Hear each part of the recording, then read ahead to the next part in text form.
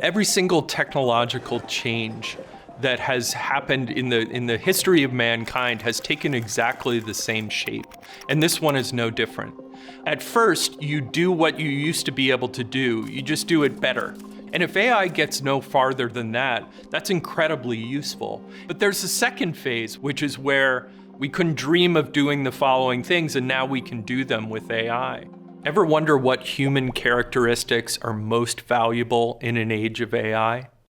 If you never had a car before, and then all of a sudden you got a car, first you would just do those things that you could do before, but now that you have a car, it opens up an entirely new world of things that weren't possible before. And AI has this really interesting idea called the jagged frontier, which is essentially the frontier of what this thing can do is constantly changing. And so there's a little bit of just try it and see if this thing that I can dream of doing is possible in AI.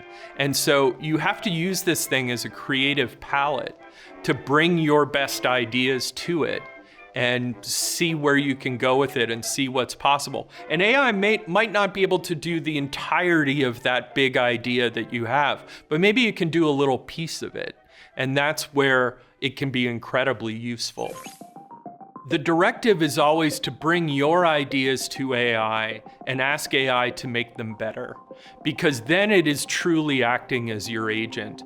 Most of my work is around the human side of AI. People will say, yeah, AI can give a pretty good answer, but I can take the B+ that AI gives to me, and I can turn that into an A because of my expertise in my given field, because of my taste and the mistakes that I've made over the years, the way that I've learned, the way that I piece information together.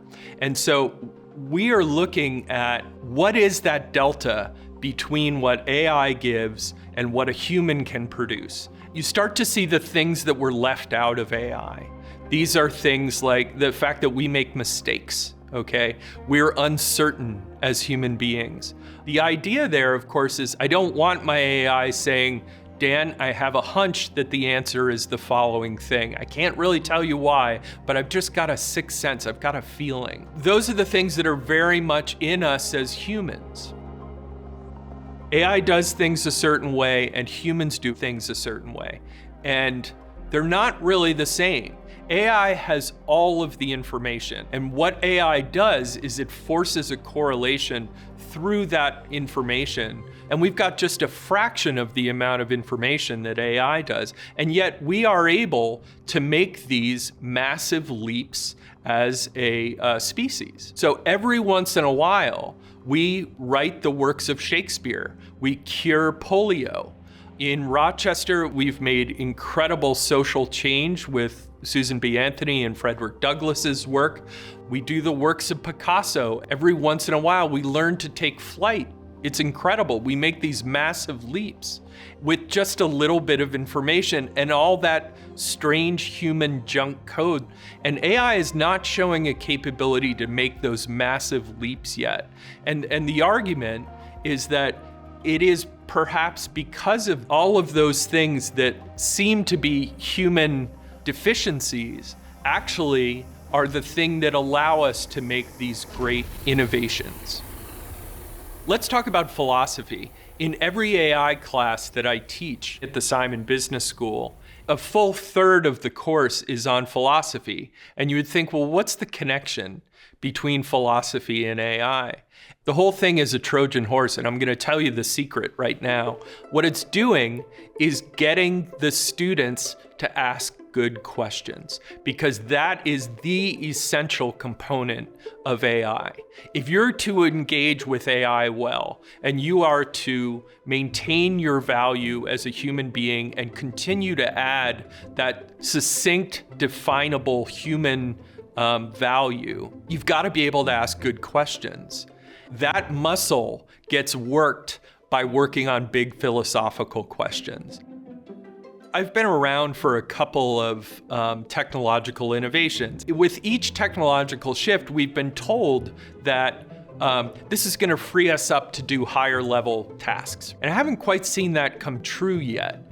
I've seen us become way more productive. We get a lot more done with the resources that we have.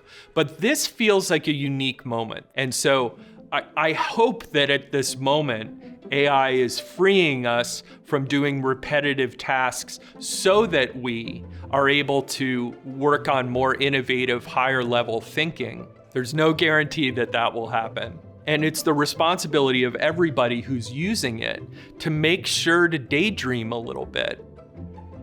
The entire history of the world has been in our pockets for a couple decades now, and we're able to get at any information that we could possibly want. What becomes essential is how you engage with it, that human taste.